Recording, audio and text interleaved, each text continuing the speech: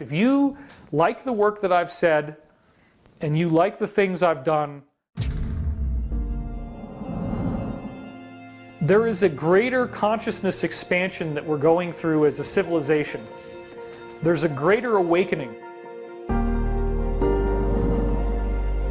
These people were not ruled by fear. They took risks that most people will not take.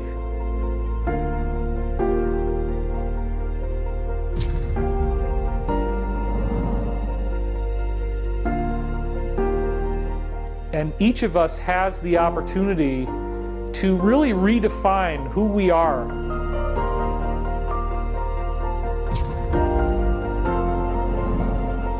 To say, well, I reject fear and I reject darkness. I want to live in a peaceful world. I want to live in a world of happiness and joy and bliss. And it is a beautiful thing to be able to see the truth for the first time.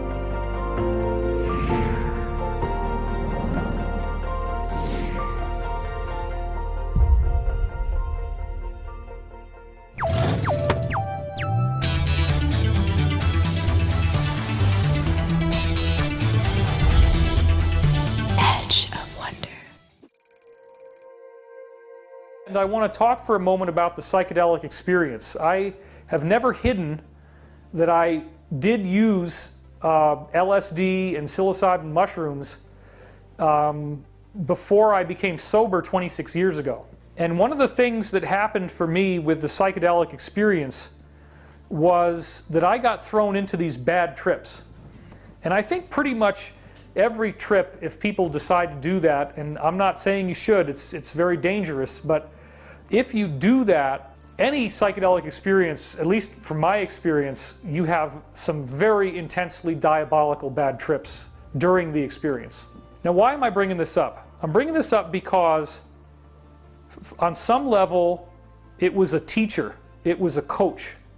It taught me how to go to a place, whether I wanted to or not, because I didn't have a choice, how to go to a place of the most diabolical fear, insane paranoia, ridiculous levels of anxiety, ridiculous levels of panic, much more than what would normally qualify as somebody saying they had a nervous breakdown or a panic attack.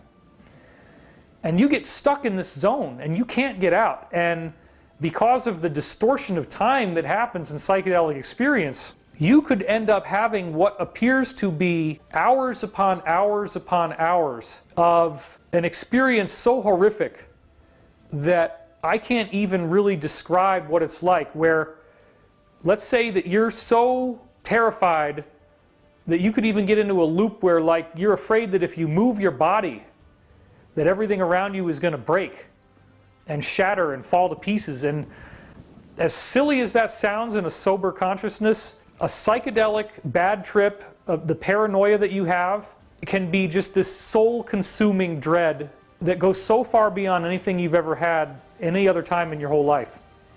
And you get stuck in it. And so whether you're dealing with it in a traditional shamanic ceremony or even with modern guides, what you're coached on is, instead of running from the bad trip, you go into the bad trip, you explore it, you engage it, you let the feelings fully come through.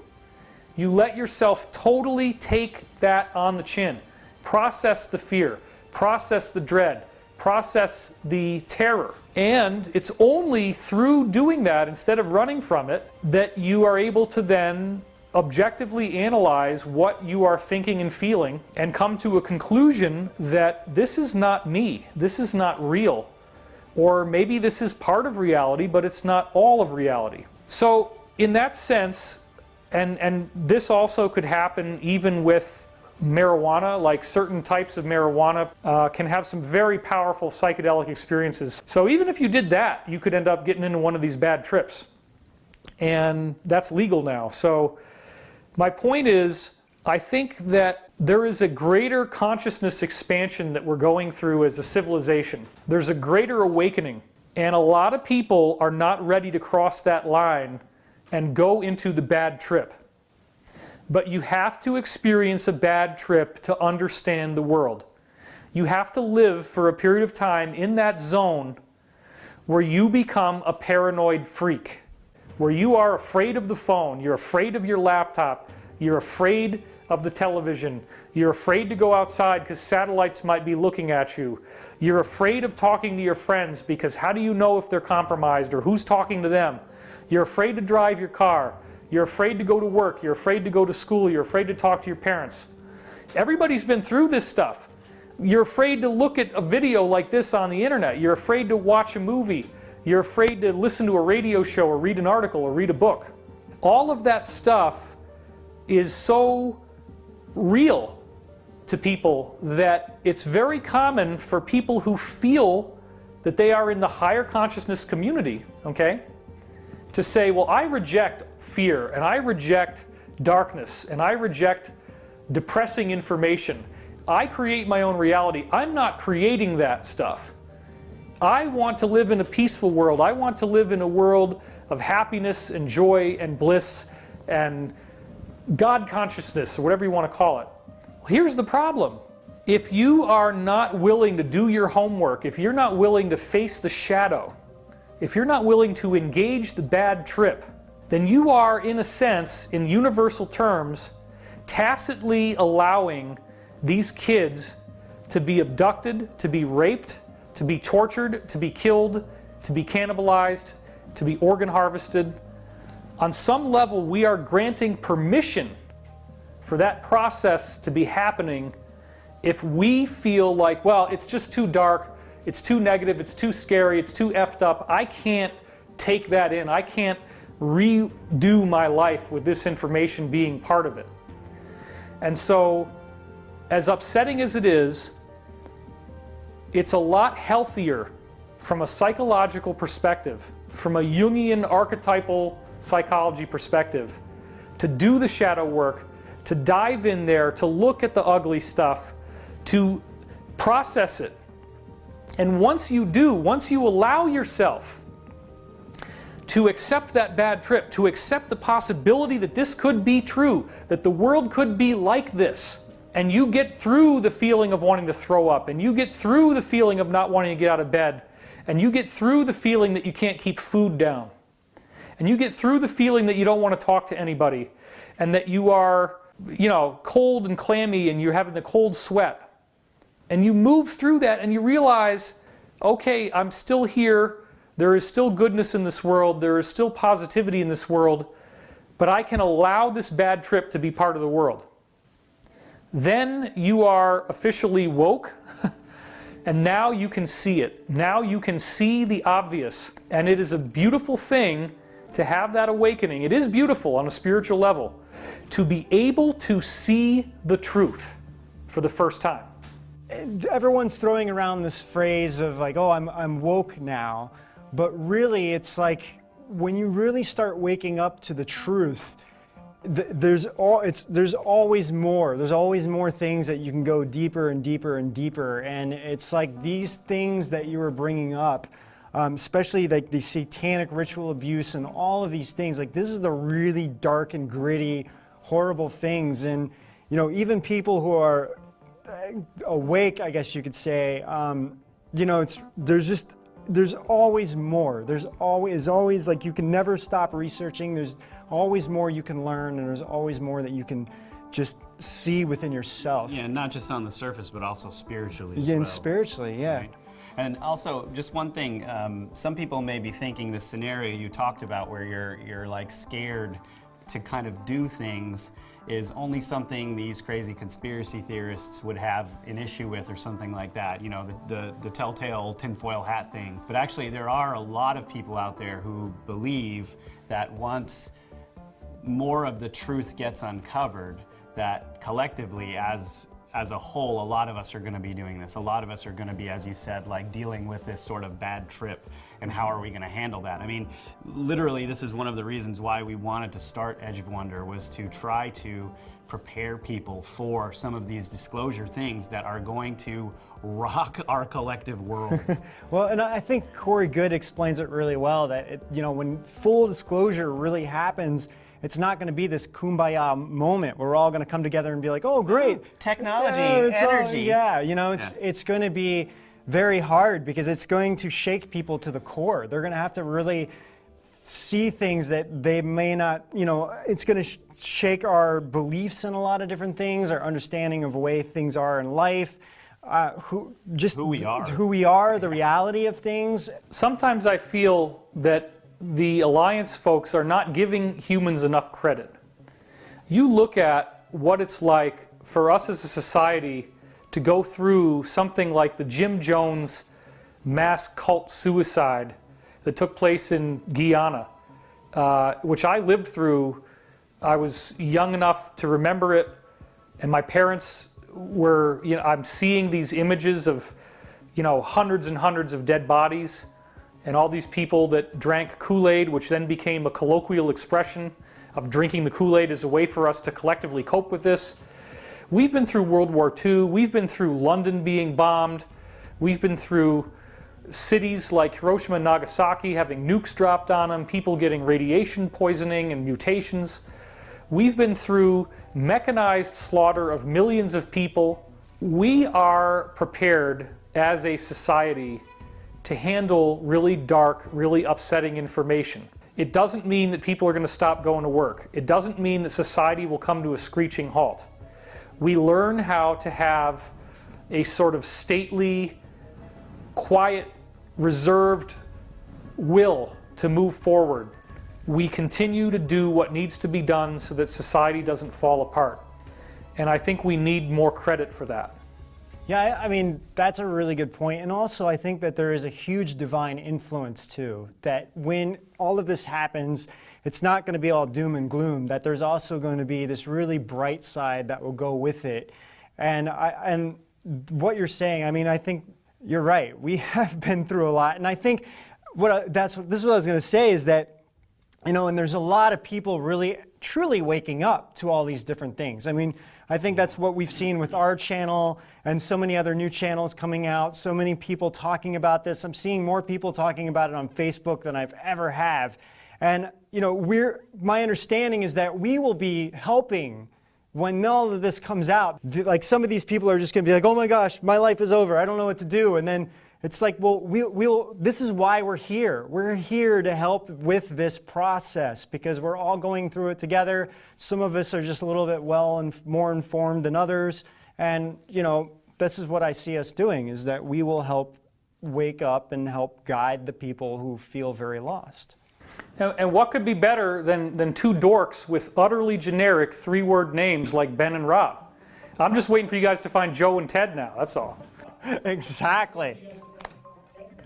Hours we spent thinking about that, David. Figuring all of that out. It's really hard work. That's exactly it. But going real quick, when you were talking about the whole drug thing, I actually went through that personally. In fact, when you were describing it, my hands started sweating just even thinking about that experience that I had. I was trying to figure out in my head, it's been about 25 years for me too, since I did anything really bad like that. And I just had the worst experience ever. And my understanding is that drugs force these things open. You have no control. It's like your third eye opens. It's this gateway. You have no control over what's coming in and what's coming out. And for me, it was like these really negative things were starting to like attack me and get into me. And this is when I realized I can't do this anymore. And I thought I was gonna die. I was like, that's it. I'm going to die. Like, I literally thought in my head, this is it. This is like the end of me. And this was like, I think I was like back in the year 2000. I think I was like 20 or something. And I just remember thinking and praying in my head. I'm just like, God, I know you're real. And if I wake up tomorrow morning, I'll never do this ever again. I had literally the same exact experience. Really? I was like, I swear, I will never do this again the whole time. Yeah. The whole time. Yeah, and I immediately passed out. and I woke up the next morning with a headache, and everything was gone out of my system, and I was just like, that's it. You're like, luckier than me, man. No more. I I'm had not to doing wait this. that out. That was not fun at all. And I never did it again. I mean, Yeah. I was good. I've heard many people tell me that they only tripped once and that it was so diabolical and so awful and horrific that they were cured of the desire to ever ingest psychedelics again. That's very common. Yeah, it was so curious to me because you know this peer pressure thing everyone's talking about. It's awesome, try it. You know the stuff that you do, and you're like, what the heck? Yeah, it was too much for me. I think my mind yeah. works. Yeah, anyway, I can't handle it. So that's the end of it. Wonderful. During the era that I was in high school, we had a great pop song or rock song that warned us about this, which was Outshined by Soundgarden. And if you listen to those lyrics, you know, the whole thing is about him having a bad trip. You know, I just looked in the mirror and what I see ain't looking so good. You know, and it goes on and on. I'm getting chills thinking about it. And so I'd heard that song before I did this, but I didn't understand the song until I actually tried it. Till it was too late. Then you're like, I get you, Chris Cornell. I get you.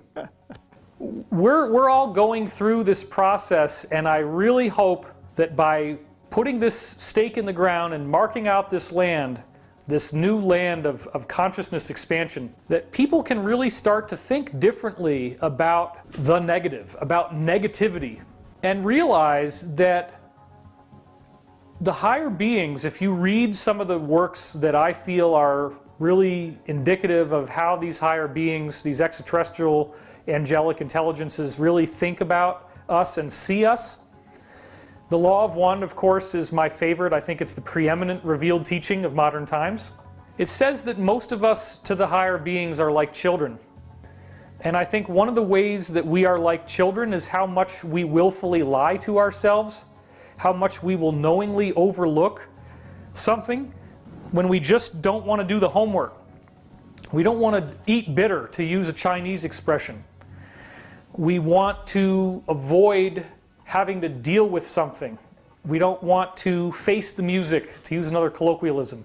And a lot of people, if you look at, for example, these biographies about people who are successful, people who made a very successful name for themselves, they generate prosperity, they generate fame, whatever it is that they do, it's so consistent that these people were not ruled by fear. They took risks that most people will not take. You guys are out there doing this right now instead of just doing a wage slave 9-to-5 job and having to struggle just to get by, and then not ever being willing to leave that security blanket behind, regardless of how annoying your life is. If you're trapped in that little cell, you're like a slave who just has the freedom to go to and from work and wherever else you go, like the grocery store. It's only if you can free yourself, it's only if you have the fearlessness to eat bitter, to face the shadow, to take those risks, to make that leap of faith, to actually start talking about what's really going on, to take those progressive steps to invest in yourself, to invest in your future, and knowing that it's not going to work out right away, knowing that you're going to have a really hard time, knowing that it could be years of adversity potentially, like it was for me to build into the career that I now have. I didn't fall back, and I didn't get a regular 9-to-5 job. Ever since 1998, I went self-employed. I was getting $30 bouncing fees from the banks all the time, you know, like 4 or 5 a month. I called it like a poverty tax. I couldn't have a credit card. I barely made enough money to keep the lights on. I didn't have enough money to pay my taxes, but I wouldn't have owed anything anyway because I really didn't have any income. And yet, look at what we've accomplished now as a society. And each of us has the opportunity to really redefine who we are and to not be limited by the boundaries that our fear put around us, that we then worship that box and we say, well, this is my safety. I need this box. I need to stay in this matrix existence. It's not true. Right. I agree. You know, and kind of what you were going on from the very beginning about these kind of different beings and whatnot. In our last one, or I think it was the first episode that we filmed with you, and you mentioned that this Ben Kenobi came to you, like this being, this entity that represented Ben Kenobi came to you and whatnot. And we were like laughing about it, and I kind of apologized because we weren't laughing because we were making fun of you. We were laughing because we both understood what that meant. And we've always talked about this quite often, that when beings like that come to us, they usually appear to us in forms that we're most comfortable with because they don't want to scare us. So that's why when you said that, I was like, well, that's very interesting that they came to you as that, probably because you're younger and you don't really have any concept of too many people that you feel that you feel really super comfortable with. So I'm more saying this to the people watching this because we got some comments and people thought we were like making fun of you, and it's like, no, it's not at all. We actually completely understood what was going on with that situation. Let me nibble on that one for just a second, and then we'll keep going. Jungian psychology or depth psychology, there's different names for it. He talks about the transcendent aspect. And this is a part of ourselves that is beyond the ego, beyond the conscious thinking, rational mind, that appears to have resources, including what he would call an oversoul, some sort of collective mind that's like the sum total of human knowledge. He believed in astrology. He believed in that planets and the positions that we go through on the Earth as we move through the solar system have archetypes, have qualities. He said that the 12 basic signs in the zodiac are like this beautiful breakdown of 12 different types of personalities in the human psyche, and just the depth of knowledge in those 12 archetypes that we see in the signs and how all-encompassing it is, it suggests a greater intelligence than we are. So everybody has a transcendent aspect, and mostly we deal with it in the dream plane. My experiences were dreams. So one of the things that has come back to me ever since I started doing this career publicly, really I began writing on 96, but had my own book that I wrote in 98 and then my own website in 99. Very early along, I started to have people saying to me, David, you came in my dream. Do you remember what you said to me in my dream? And what I have always tried to explain to people is, I am a symbol of your transcendent aspect. If you like the work that I've said, and you like the things I've done, and then I show up in your dream, believe me, I'm not Santa Claus. I'm not having, thousands of dreams a night with different people and different conversations, because that's how much it would have to be for all these things to literally be me. It's your transcendent aspect, and it will show up in different forms depending upon what the dream wants you to know about it. So my transcendent aspect appeared as Obi-Wan Kenobi because that was the best thing I had seen up until then to be a symbolic representation of my transcendent aspect. And, David, let's wrap things up now because I think we're all actually running out of juice on our collective cameras here.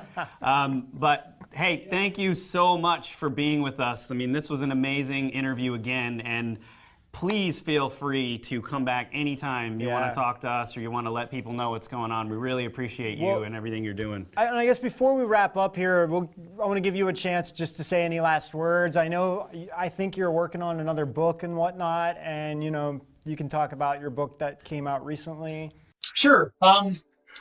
So there's a lot of interesting things we could talk about, but, like this camera over here already died, so now I just got one camera. So I am working on my new book, Awakening the Dream. It will come out in August. I'm in a crunch right now where I'm going to have to be working on it all day, every day in order to get it done. But there's been some very amazing stuff going on in my life that I wanted to just touch on briefly. And this, again, kind of stretches credulity, but it's just part of what I've been dealing with. As you guys know, way back when I launched my website in 1999, the initial focus that I had was on these apparent dream messages that I was getting that were prophetic in nature, right? And I had a lot of this kind of stuff. A lot of messages from what I called the dream voice, which was, I used the principles of remote viewing as I read about in books on remote viewing, such as books by Dr. Courtney Brown, like the end of the book Cosmic Voyage has a whole appendix in there telling you how to do remote viewing in very specific language. I used these protocols and I was able to pull in verbal messages that sounded very weird and cryptic when they came in, but then later proved to have astonishing accuracy in predicting future events. I talked about this a lot when my work first got started online, and I found that people really can't handle the idea of so-called angelic communication and these kinds of messages. Yes, Neil Donald Walsh wrote Conversations with God. Yes, you have the Seth books by Jane Roberts. Of course, the Law of One was created this way. And then, of course, you have the Casey readings, where 14,000 documented readings, where he's able to diagnose people's medical problems and then prescribe treatments, only having their name and address and agreement from them that they would be at a certain place when the reading happens. I ended up having very similar types of results as Edgar Casey. And then there's all this intrigue about the fact that my face looks very, very similar to Edgar Casey's face. Really does. I mean, you know, we were looking at it and actually my first reaction was just like, wow, it looks like David Wilcock, you know? And then, I mean, but that's what we heard. We heard that when you reincarnate, you do bring a lot of the same features of your previous life with you. So it made sense to us in that sense. That's straight ahead scientific research by Dr. Ian Stevenson, who used 3,000 cases of reincarnation in the Middle East, kids that remembered who they were before, where he could then follow up on their memories and prove that it was true. And he found that in every good reincarnation case, there is a precise forensic face match. And then, of course, he was followed up by Dr. Jim Tucker, who works for the same hospital, who has now used police forensic face matching software to prove that these ongoing reincarnation cases, including kids in America that he found, that their faces matched who they remember being before. So there's clearly something really weird, like a spiritual component to your face, your facial features, that goes beyond heredity and what your parents look like. There's something about you that you bring with you that you look the same from one lifetime to another. It's a fascinating discussion. And I have this book that a lot of other people have seen. It's called Edgar Casey's Photographic Legacy. It's got a brown cover, and it's just chock full of pictures from Edgar Casey's life. And you can see all of these people from his life, and I have identified now, I think, over 12 of all the top people in Casey's life who are the top people in my life. And they look the same, and the same kind of stories and the same kind of intrigue. And some of these things, some of these interactions I had were painful. I had a lot of apparent karma that I had to work off. So it wasn't like it was all great and happy stuff. And some of this stuff is so private that I'm not going to show these cases. I'm not going to reveal these people's names, and I'm not going to show you their faces because it's just a little too weird. But like, basically every single person of significance in Casey's life, I've found them. They showed up seemingly at random in my life. I know who they are, and we've had our own stuff to work out in this lifetime. So with that being said, one of the weird things that happened when I was doing these readings was that I would get backed up with my cassettes, because I would dictate this stuff into cassettes. I wouldn't remember what I was saying. I would be kind of aware as it was happening that something's going on. But the goal of the remote viewing protocol is to just relay information without any analysis and without any emotional reaction. You just let yourself talk, let the talking happen, do it really slow, and then put your mind in another place so you're not listening to it. And if you're in a deep enough meditation, this does work. So the stuff would sound very cryptic, very weird sometimes, but it would predict the future. So it was very common that I'd have a stack of cassette tapes on my desk, and they might be a month old. So the time I dictated them was a month ago, right? So like, let's say it's January, but I dictated the tape in December. Then I sit down in January to transcribe it. And then the tape starts describing what happened right before I sat down at the desk. And so that's one of the things that, to get the record straight, I'm writing all this up in my new book, Awakening in the Dream, which will be out in August. But what's so strange is that, I was having writer's block on the book for various reasons. There's been a lot of really crazy stuff going on in my personal life and in the world. And all of a sudden, I have a dream. This was in December, where it was telling me about a particular date of December 1998. Go back and look at December 1998. A dream told me this, okay? So I went back to December 1998, and I started reading around that time, and then a little bit before, and then eventually I started to read from the beginning of 1998, because here's the deal, guys. I found the most astonishing 20-year time loop. We have taken you to the edge. Please watch your step. Now, I've had time loops before. I've written about them on my website. I've had a 10-year time loop, a 12-year time loop, where it's so strange, but like a dream will tell me, because I've been keeping meticulous daily records of my dreams since 1996 in written stuff on my computer, and since 1992 in handwritten notebooks. And then I went from 92 to 96 was all notebooks, and then 96 onward was all computer files, right? The scope of this 20-year time loop is so bizarre because back in 1998, I'm living in the loft of a barn, okay? But it knew that I was going to be living in Colorado and California. It knew my wife's name. It knew that I had a manager who was this guy who was a very famous person in the 70s, Leon Isaac Kennedy. It didn't have him by name, but it had all the details about him and the work that we're doing. Jimmy Church was in there. Even the fact that Jimmy Church had invited me to a Christmas party I wasn't able to go to because I just had oral surgery, I had a huge black eye. But that the members of Motley Crue were going to be at this party, and that was one of the things he was saying, I'd meet these guys from Motley Crue. 20 years ago, they're describing Jimmy Church in the dream. They're describing Motley Crue. They actually said Motley Crue. They're describing my manager, Leon. They're describing my wife. They're giving her name. They're describing all the events that are going on in my own life right now and in the world. And what it appears to be is that I had to go through a 20-year sort of class, a 20-year initiation. And this is so complicated. There's so many specific examples that are so crazy. Let me give you an example just to show you how weird this is, okay? I'm sitting in this room right next door to the room I'm in now, transcribing this stuff, rereading, well, not transcribing, but rereading from 1998. It says right in there, Sub-Zero hires someone else, okay? Very strange, and I didn't even know what the heck that meant. We have this Sub-Zero fridge here in the house.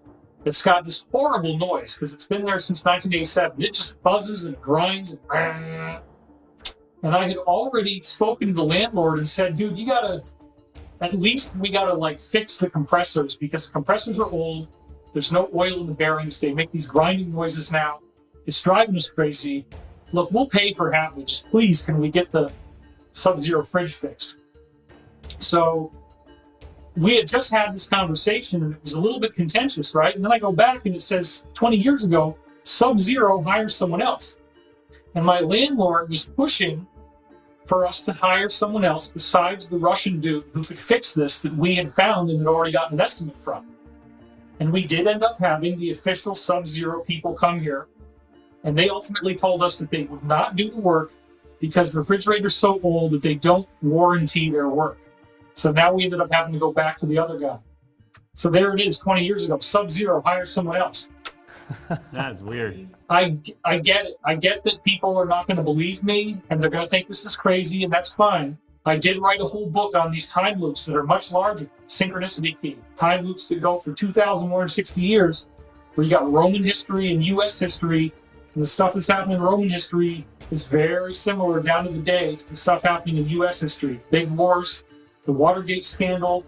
So if anybody hasn't seen that, go back and read my book, Synchronicity Key. In light of that, in light of the 2,160-year time loop, 20-year time loop's nothing. But what's so cool is I have very precise descriptions of what's going on in my life right now. And the time loop says that the immediate future, I don't know how long, I mean, it could be months, maybe not even that long. But it basically says, get ready, because everything that you've been working for your whole career is about to hit, which I assume includes exposing the cabal, some kind of UFO truth, some kind of disclosure. So it's so surreal for me right now. You know, and I know a lot of people probably just going to laugh, and that's fine. But for me personally, knowing that this is true, sitting down and reading something from 20 years ago that's describing what's going on in my life right now, and then it's also prophetic in that it's telling me what's about to happen. This is why I feel confident in sharing with you guys and with your audience.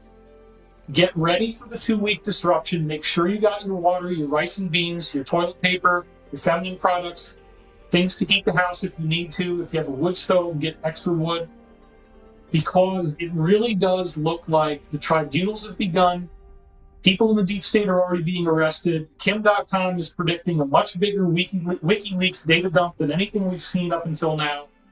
New financial system, decloaking of classified UFO type technology, the big one. So we've been waiting a long time. This audience has been very impatient. They keep getting mad. They say, why hasn't it happened yet? I've lost faith. I've lost hope. David's a liar. Why isn't this happening? I do honestly believe, and all the dreams I'm having lately too are saying this. We are in the middle of history in the making. Legendary things are happening.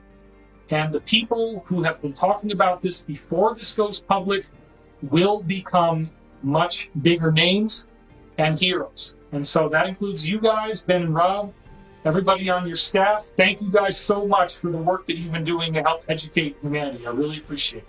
Well, I mean, this is what we're all doing, and this is why, you know, we're not doing this really to make money. This is not the point. The point is to really help people, educate people, and be a guide for people. You know, we're diving into this, learning as much as we can. But I mean, going on with what you're saying, I mean, both Rob and I have had a lot of visions and all kinds of things, and this is just something that we just knew, that I knew, especially growing up a long time ago, that I was going to be doing something like this that was going to be helping a lot of people. I just didn't know what it was.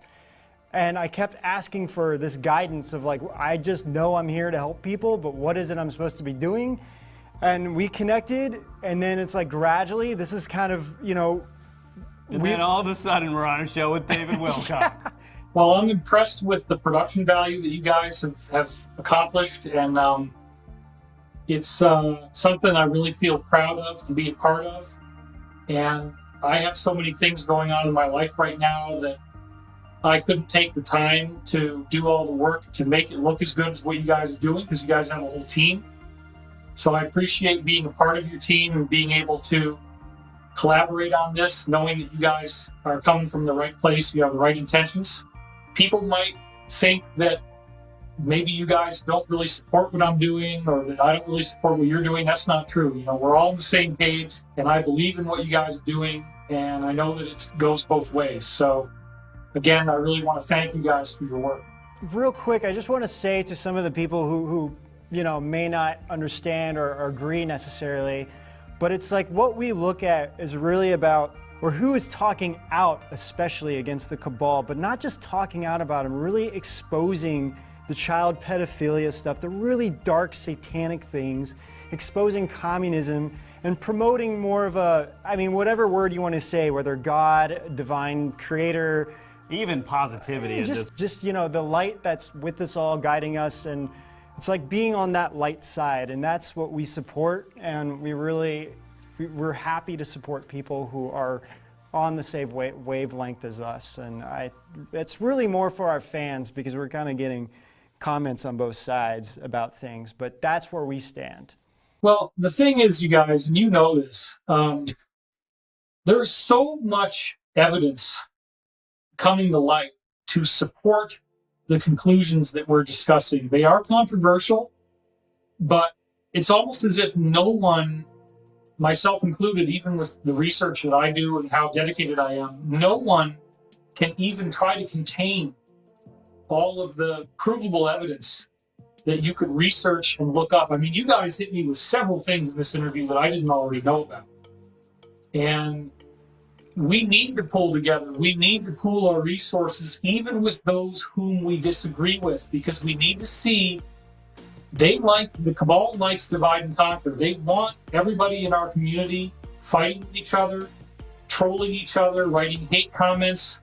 Why did you guys interview David Wilcock? Why did you guys interview Corey Good? Oh my God, I don't believe da da da da da.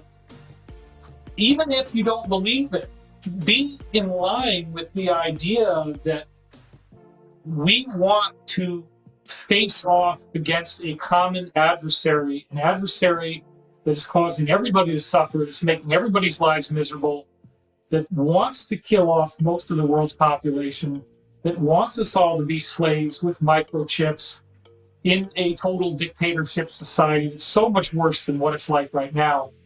And that requires a unified effort, requires us to get behind people who we might not totally agree with, but we set aside our differences, just like in the movie White Squall, because we have to work as a team. We have to focus on a unified objective, which is saving the planet, creating a positive future, building the now that we want to be living in by shedding our denial, being willing to look at the truth, and being willing to align with others who also see the truth.